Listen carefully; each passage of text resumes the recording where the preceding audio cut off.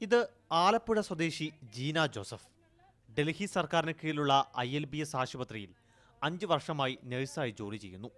ഇവർ 2.5 വയസ്സുള്ള മകളോടൊപ്പം സർക്കാർ ഓഫീസുകളിൽ കയറിയിറങ്ങാൻ തുടങ്ങിയിട്ട് ദിവസങ്ങളായി.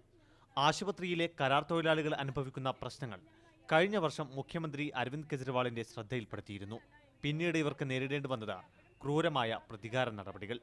ഞങ്ങൾ ഇതിങ്ങനെ കണ്ടിന്യൂസ് ഹരാസ്മെൻറ്റ് ചെയ്ത് ഞങ്ങൾക്ക് വർക്ക് ഫീൽഡ് വളരെ ഡിഫിക്കൽട്ടായി പോവുകയാണ്. ഞങ്ങൾക്ക് ചെയ്യാൻ പറ്റുന്ന കാര്യങ്ങൾ പോലും ചെയ്യാൻ പറ്റാത്ത അവസ്ഥയിൽ വരിക, അല്ലെങ്കിൽ പേഷ്യൻസിനെ കെയർ കൂടുതലായിട്ട് കൊടുക്കാൻ പറ്റാതെ വരുന്ന അവസ്ഥകൾ, അങ്ങനെയൊക്കെ വരുന്നത് മാനസികമായിട്ടുള്ള പീഡനങ്ങളാണ് കൂടുതലായിട്ട് അവിടെ നടക്കുന്നത്.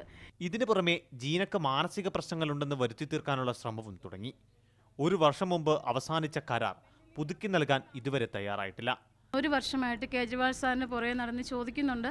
ആവശ്യങ്ങൾ ഒത്തിരി പ്രാവശ്യം ചെന്ന് പറഞ്ഞറിയിക്കാൻ ശ്രമിച്ചു. പക്ഷേ ഞങ്ങളെ കാണാൻ പോലും അനുവദിക്കാതെ പല പ്രാവശ്യം ഞങ്ങളെ അവിടെ നിന്ന് തുരത്തി ഓടിക്കുന്ന പോലെയുള്ള ഒരു സമീപനമാണ് ഞങ്ങളോട് ചെയ്തിട്ടുള്ളത്.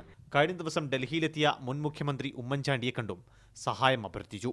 ജീനക്ക് ജോലി നഷ്ടമായാൽ പണിമുടക്കി പ്രതിഷേധിക്കാനാണ് സഹപ്രവർത്തകരുടെ തീരുമാനം. മീഡിയ 1 ഡൽഹി.